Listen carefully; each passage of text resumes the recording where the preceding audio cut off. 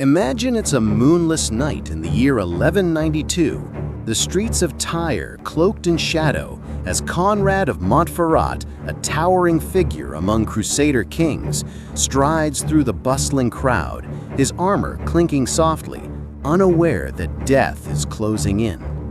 Two figures, cloaked in darkness, move like ghosts, their daggers catching the faint glow of torchlight. In a heartbeat, they strike.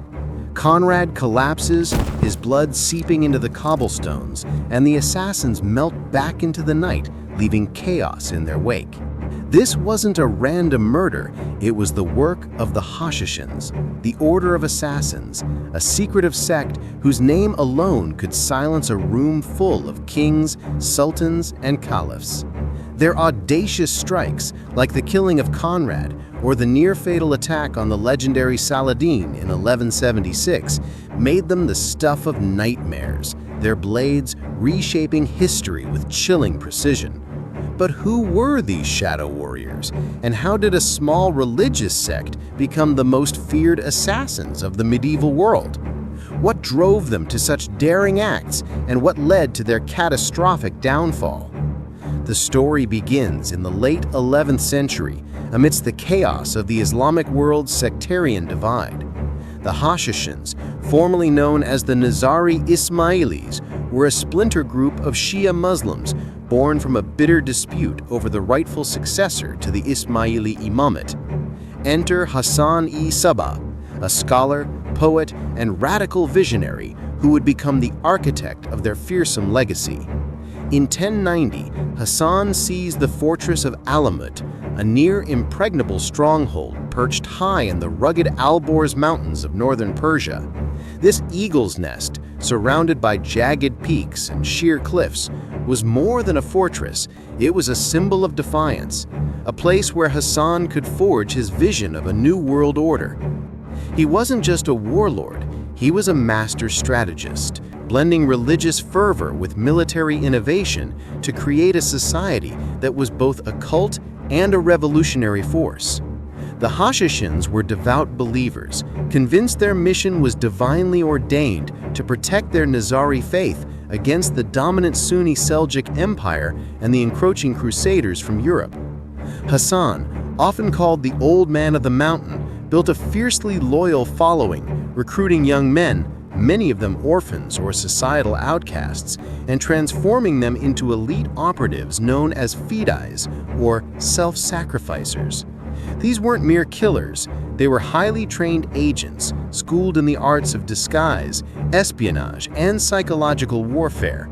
A Hashashin could slip into a sultan's court as a merchant, pose as a monk among crusaders, or even serve as a trusted advisor, all while carrying the weight of a deadly mission.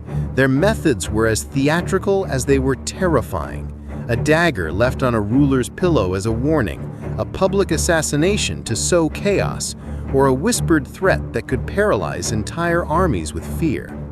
The Hashashins' influence stretched far beyond Alamut, with fortresses like Masyaf, Kadmus, and Kaf sprouting across Syria, each a nerve center for their operations. They forged uneasy alliances with local rulers, skillfully playing Crusaders and Muslims against each other to ensure their survival in a hostile world. Their targets were carefully chosen: Sunni caliphs, Seljuk viziers, or Crusader lords who threatened their existence or their allies. One of their most infamous feats was the attempted assassination of Saladin, the revered Muslim leader, in 1176. A Hashashin infiltrated his camp, coming within inches of killing him before being stopped. Though Saladin survived, the attack forced him to negotiate with the Order, a testament to their ability to bend even the mightiest to their will.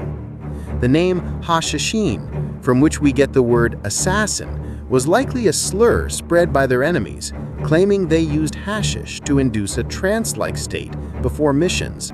Modern historians dismiss this as propaganda, arguing their clarity and discipline were far more potent than any drug.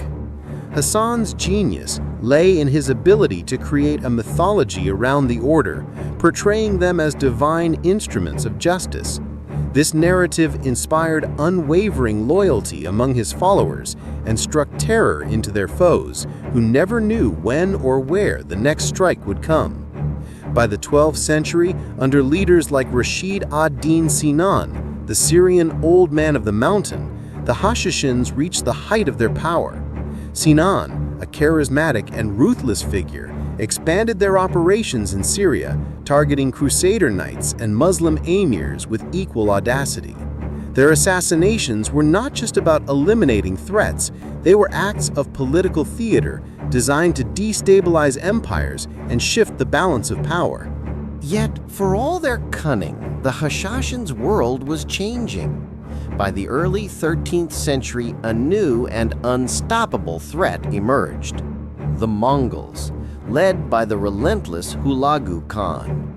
Unlike the Seljuks or Crusaders, the Mongols had no interest in negotiation or fear of reputation. In 1256, they turned their sights on Alamut, laying siege to the fortress that had once seemed untouchable. The Hashashins, for all their skill, were no match for the Mongol war machine. Alamut fell after a brutal siege, its libraries burned, its treasures looted, and its leaders executed. The Mongols systematically dismantled the Order's network, razing fortresses and scattering survivors across Persia. By the 1270s, the Hashashins in Persia were all but extinct, their once mighty strongholds reduced to rubble. In Syria, a few remnants clung to survival, operating as mercenaries or aligning with the rising Mamluk dynasty. But their days of glory were over. The final blow came with the rise of the Ottoman Empire in the 14th century, which absorbed or eradicated the last Nizari outposts. The Order of Assassins faded into obscurity, their fortresses crumbling into the mountains, their secrets buried in the sands of time. Yet their legacy endured, woven into the fabric of history and legend. The Hashashins were more than just killers. They were a testament to the power of belief, strategy, and fear. From their daring strikes to their impenetrable citadels, they showed the world that even the mightiest could fall to a whisper and a blade.